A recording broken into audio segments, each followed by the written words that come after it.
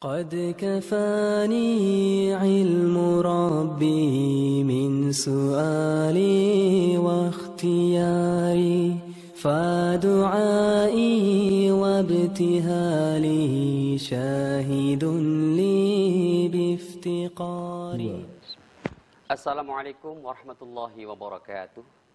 Alhamdulillahirabbil alamin wa bihi nasta'inu ala umur dunya waddin. Wassalatu wassalamu ala asyrafil anbiya'i wal mursalin sayyidina Muhammadin wa ala alihi wa sahbihi ajma'in, amma ba'd. Pemirsa, alhamdulillahirabbil alamin, kita berjumpa kembali di program Hujjah Aswaja, satu program yang membahas tentang amalia dan ubudiyah yang kita laksanakan sehari-hari, didukung dengan dalil-dalil dan juga pendapat para ulama yang akurat. Pemirsa, perlu kita ketahui bahwasanya Hujjah Aswaja ini terselenggara bekerjasama antara Aswaja NU PWNU Jawa Timur dan TV 9 serta didukung oleh Basnas Jatim, Badan Amil Zakat Nasional Jawa Timur.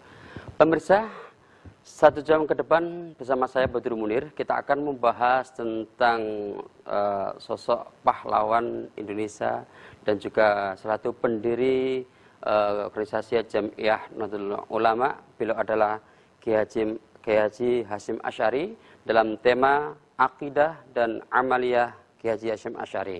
Dan sudah hadir di studio karena kita membahas tentang sosok ulama besar Kiai Haji Hasyim Asy'ari. Kita menghadirkan kiai yang berkiprah di Nahdlatul Ulama, beliau juga di PWNU Jawa Timur.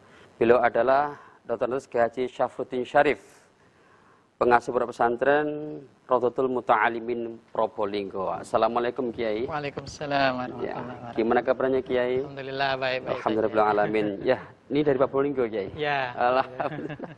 Memang sulit sekali ya untuk mensinkronkan Hujjah Aswaja dengan jalur jenengan gitu. Tapi alhamdulillah niki dari pemirsa sudah menanyakan tentang panjenengan di Hujjah Aswaja ini. Alhamdulillah jenengan sudah hadir di Hujjah Aswaja Kiai. Iya. Kiai, kita akan membicarakan atau membahas tentang sosok Kiai Haji Hasyim Asy'ari ya, dalam segi akidah dan amaliyahnya. Tentu memang ini merupakan suatu info yang sangat ditunggu-tunggu oleh masyarakat, khususnya para nahdliyin, yang mana beliau adalah salah satu pendiri Jamiah yang besar, yang nomor 1 ya di Indonesia ini, yaitu Nahdlatul Ulama. Otomatis saya akan membahas sosok Kiai Hasyim Asy'ari ini. Ya, siapa sosok Kiai Hasyim Asy'ari ini, Kiai? Kiai Hasyim Asy'ari ini memang merupakan sosok ulama besar di Indonesia. Beliau turunan ulama besar juga. Beliau salah satu cucu dari Joko Tingkir. Joko Tingkir. Iya. Ayah beliau Abdul Wahid. Iya. Kemudian kakek-kakek beliau ini nasabnya juga sampai kepada Nabi besar Muhammad sallallahu alaihi wasallam. Nah, Kiai Hasyim Asy'ari memperoleh keulamaannya tidak karena nasab kiai. Iya. Tetapi beliau betul-betul belajar, bahkan tidak hanya satu pesantren. Beliau pernah belajar di Pondok Sono. Iya. Kemudian Pondok Siwalan. Ini di Jawa Timur juga. Kemudian juga pernah mondok di Langitan. Ya. Terakhir beliau mondok di salah satu ulama besar saat itu, baik ilmunya dan kewaliannya, yaitu Kiai Khalil Banggala. Nah, dari sana kemudian beliau tidak berhenti menuntut ilmu. Lalu beliau melanjutkan pencarian ilmu itu sampai ke tanah haram, ke Mekah dan ke Madinah, sempat bertemu dengan Syekh Khotib, Imam Nawawi Al-Bantani, orang-orang Indonesia, ulama-ulama top pada saat itu, juga ulama-ulama dunia. Dan ulama Indonesia yang juga beliau berguru kepadanya adalah Kiai Mahfud At-Turmusi.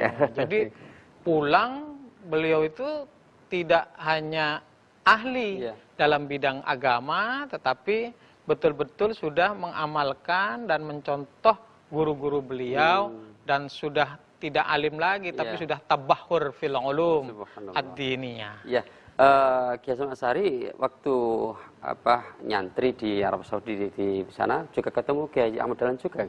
Ya, beliau termasuk salah satu temannya menurut riwayat yang saya baca.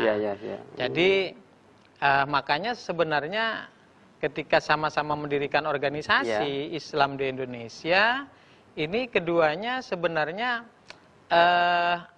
tidak jauh berbeda. Amaliyahnya itu? Amaliyahnya tidak jauh berbeda. Jadi Muhammadiyah pertama itu kalau kita lihat dari keputusan majelis tarjihnya, itu ya membaca Sayyidina, ya Allahu Akbar Kabiro, doa iftitahnya itu. Jadi juga membaca tahlil, juga serakalah. Terawihnya 20, terawihnya ditambah. Itu saat pertama, karena memang ilmunya sama. Seperti itu. Hanya Kiai Hasyim Asy'ari ini ajarannya konsis di organisasi Nahdlatul Ulama sampai dengan saat ini. Sementara di Muhammadiyah mengalami beberapa perubahan-perubahan. Itu bagian dari tentu perjuangan masing-masing ulama yang ada di dua organisasi. Subhanallah. Ya, tentunya Nahdlatul Ulama ini didirikan oleh sosok yang begitu besar, ilmunya juga begitu melaut gitu Kiai gitu ya. Kemudian bagaimana kehidupan Kiai Hasyim Asy'ari ini, Kiai?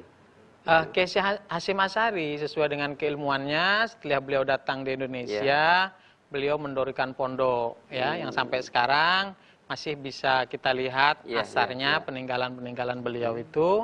Dan yang paling tidak kalah pentingnya adalah beliau mendirikan sebuah organisasi besar yang bernama Nahdlatul Ulama bersama dengan Kiai Wahab Hasbullah, Kiai Bisri Samsuri, kemudian kiai-kiai kakak kelas beliau istilahnya kalau sekarang, ketika ada di Mekah, atau teman-teman beliau seperti Kiai Nawawi, Sidogiri almarhum, kemudian Kiai Muhammad Hasan Genggong bin Samsuddin bin Koiduddin. Makanya teman-teman beliau ini ketika beliau akan mendirikan organisasi juga beliau minta pendapatnya dan dimohon untuk ikut bergabung. Makanya NU ini tidak serta-merta berdiri begitu saja, tetapi mulai tahun 1920 itu sudah mulai dirancang. Mulai berdiri Taswirul Afkar, kemudian Nahdlatul Tujar. Ini cikal bakarnya berdirinya Nahdlatul Ulama sampai kemudian tahun 1922 itu ada pertemuan di Bangkalan, tetapi beliau Kiai Khalil gurunya belum bersedia, belum menyetujui.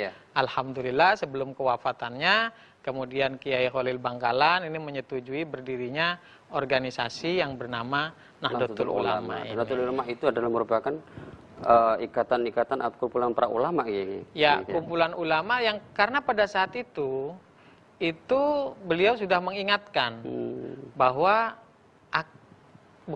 sudah terjadi masuknya ajaran-ajaran yang menurut beliau itu sudah keluar dari mainstream dan juga budaya yang ada di Indonesia. Ajaran agama Islam yang dibawa oleh Wali Songo yang mulai zaman sahabat sudah terdapat di Indonesia, ajaran-ajarannya itu tahun 1930-an, bahasa beliau itu dalam kitabnya 1330 Hijriah. Oh begitu. Jadi Kiai Hasyim Asy'ari pada waktu itu sudah berniat untuk membentengi ajaran-ajaran yang memang nantinya akan merongrong ajaran Wali Songo. Dan kita akan membahas Kiai tentang syarat keilmuan Kiai Hasyim Asy'ari karena beliau sudah sampai ke Arab Saudi, mungkin syaratnya sudah sampai mutasil sampai Rasulullah, tapi kita akan closing dulu, setelah ini kita lanjut kembali. Monggo. Ya, pemirsa, kita akan kembali setelah yang satu ini.